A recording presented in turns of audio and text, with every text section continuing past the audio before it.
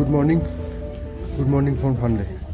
কালকে রাতে আমরা মোটামুটি 6:30 নাগাদ বুমডিংলা থেকে ঘুরে হানলে হোটেলে চলে এসেছিলাম। আর আজকে সকালে আমাদের বেরোনোর কথা ছিল 7টায়, সেটা এখন অলরেডি 8:33। আমরা 1.5 ঘন্টা লেটে চলছি। এখান থেকে বেরিয়ে আমরা আজকে সোজা চলে যাব সারচু। চেষ্টা করব জিসপা চলে যাওয়া। যদি জিসপাতে যেতে না পারি তাহলে সারচুতে থাকবো। বাইকের টপ বক্সের নিচে যে টপ র্যাকটা থাকে সেটা 3টে নাট খুলে গেছে। এখন যেতে হবে সেটাকে ঠিক করাবো, তেল ভরবো, তারপরে এখান থেকে বেরোবো। আমরা এই জাস্ট বেরোলাম হানলে থেকে, হোটেল থেকে। ইচ্ছে আছে আজকে জিসপা পর্যন্ত যাওয়ার, কিন্তু যদি যেতে পারি তো খুবই ভালো। আর যদি না যেতে পারি তাহলে সারচুতেই স্টে করে যেতে হবে আমাদের। জিসপা এখান থেকে কত কিলোমিটার? আর সারচু 290 কিলোমিটার মতো, আর জিসপা 350 কিলোমিটার মতো। কিন্তু মানে স্টে ভালো পাওয়া যায় জিসপাতেই। এবার চেষ্টা করব জিসপা অবধি চলে যাওয়ার, দেখা যাক কত দূর যেতে পারি। হানলে থেকে বেরিয়ে আমরা হানলেতেই একটা রয়্যাল এনফিল্ডের সার্ভিস ক্যাম্প টাইপের আছে। একটা মোবাইল ভ্যান রয়েছে রয়্যাল এনফিল্ডের, এখানে গাড়ির সার্ভিস সব কিছুই হয়। তো ওখানেই এসেছিলাম।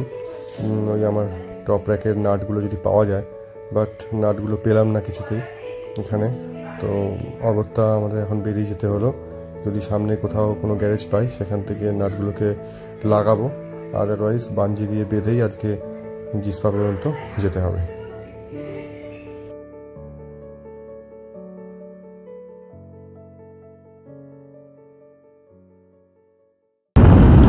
আজকে আমরা হানলে থেকে বেরিয়ে চলেছি জিসপার দিকে। যাব হচ্ছে সারচু হয়ে পুগা ভ্যালি হয়ে যাব। পুগা ভ্যালিটা খুবই সুন্দর একটা জায়গা। এখান থেকে প্রথমে যাব নিয়মতে পেট্রোল ভরাবো, পেট্রোল ভরিয়ে তারপরে ওখান থেকে মাহের ব্রিজ হয়ে আমরা সারচুর দিকে যাব। সারচু পার করে জিসপা যাব। হানলে থেকে আজকে ছেড়ে দিলাম, মনটা খারাপ লাগছে যে লাদাখকে আজকে গুড বাই জানিয়ে আমাদেরকে বেরিয়ে যেতে হচ্ছে। আমরা আজকে হিমাচলের পাহাড়ে ঢুকে যাবো। এই ল্যান্ডস্কেপ এত সুন্দর, আবার কবে আসবো জানি না।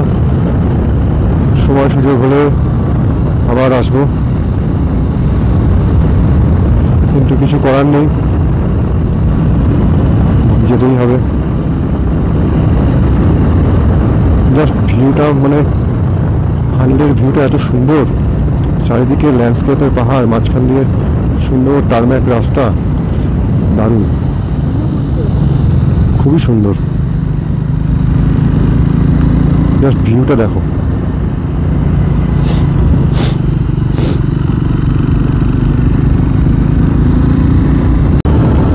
আমরা লোমা ব্রিজ ক্রস করে এখন নিয়মার দিকে যাচ্ছি। এখান থেকে নিয়মা মোটামুটি 17-18 কিলোমিটার রাস্তা হবে। আর এখান থেকে লে যাওয়া যায়। লে হচ্ছে এখান থেকে 200 কিলোমিটার। এখানে এদিকে রাস্তাটাও দেখছি ভালোই রাস্তা রয়েছে, খারাপ না। কালকে কয়েকজন ছেলে ওরা এসেছিল ইয়ে থেকে, শিলিগুড়ি থেকে। ওরা এই রোড ধরেই এসেছে হানলেতে। ওরা বললো সারচু পর্যন্ত নাকি রাস্তা খুবই ভালো, মানে পুরো টার্ম্যাক রোড, শুধু একটু বৃষ্টি হতে পারে। ওরা কালকে নাকি বৃষ্টি পেয়েছিল। তো আমরা এখন নিয়মতে যাই, আগে পেট্রোলটা ভরাই, তারপরে ওখান থেকে জল টল খেয়ে তারপরে আবার ওখান থেকে বেরোবো।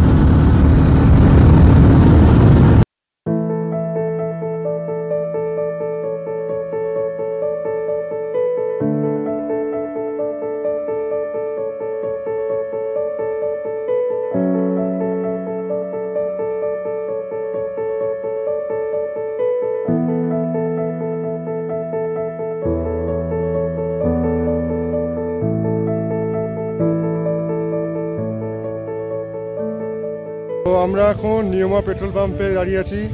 সব বাইকগুলো ফুল ট্যাঙ্ক তেল করে নিয়েছি, সাথে জেরিকেনে যার যেরকম আছে সেরকম পেট্রোল ভরে নিয়েছি। খুব সুন্দর পেট্রোল পাম্পটা, চারিদিকে পুরো পাহাড়ের ল্যান্ডস্কেপ, তার মধ্যেখানে পেট্রোল পাম্প। আর এখানে দেখা যাচ্ছে সব ফরেনাররা সব হিমালয়ান নিয়ে লে লাদাখ ট্যুর করতে এসছে। দারুণ, মানে বিদেশ থেকেও আমাদের লে লাদাখে সবাই আসছে বাইক ট্রিপ করতে, অসাধারণ। আমরা একটু ওয়াশরুম থেকে এখান থেকে একেবারে ওয়াশরুমে গিয়ে একটু ফ্রেশ হয়ে তারপরে বেরিয়ে পড়বো। চেষ্টা করছি একেবারে যাতে জিসপা চলে যাওয়া যায়, তাহলে আমাদের পরের দিনগুলোর প্রেশারটা একটু কম পড়বে আর কি।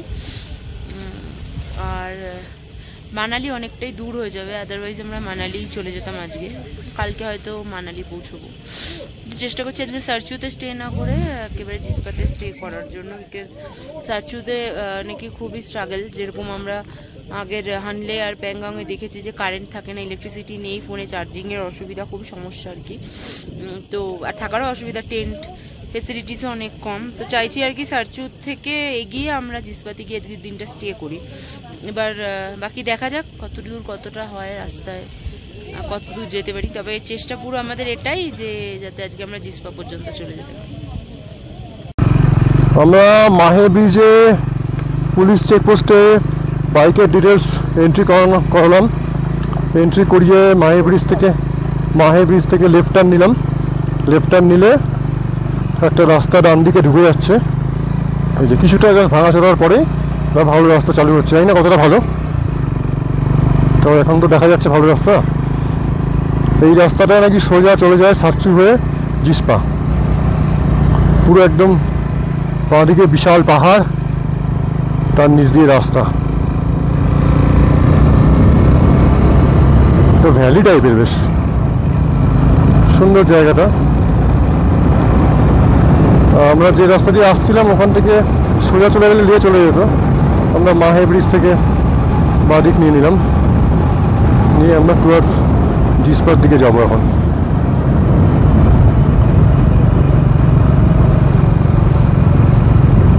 এখান থেকে একটা রাস্তা বাঁদিকে লেফট টার্ন নিয়ে নিচ্ছে সোমরুরির দিকে।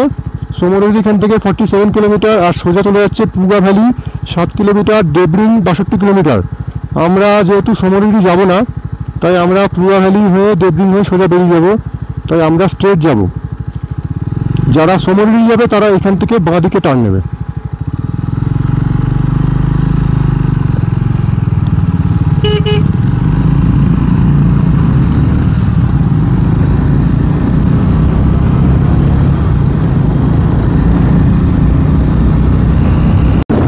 এখান থেকে পুগা ভ্যালি মাত্র 2 কিলোমিটার, খুব সুন্দর একটা ভ্যালি। এখান থেকে পুগা ভ্যালি স্টার্ট হচ্ছে, আর একটু আগে পুগা ভ্যালি, আর একটু আগে এটা মানে পুগা ভ্যালি স্টার্ট হচ্ছে এখান থেকে, আর একটু আগে, এটা একটা ভিউ পয়েন্ট পুগা ভ্যালির। খুব সুন্দর একটা ভ্যালি, মানে চারিদিক দিয়ে পাহাড়, মাঝখানে পুরো সবুজ ঘাস, দারুণ। সবাই এখানে ফটো তোলে। মাইলস্টোনে দেখাচ্ছে পুরো 2 কিলোমিটার, তো 2 কিলোমিটার পরেই ভ্যালিটা হবে। এখান থেকে স্টার্ট হয়ে গেছে।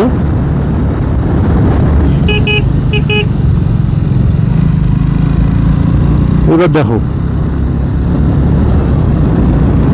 এইবার পুরো ভ্যালিটা দেখো, কত সুন্দর, অসাধারণ দেখতে।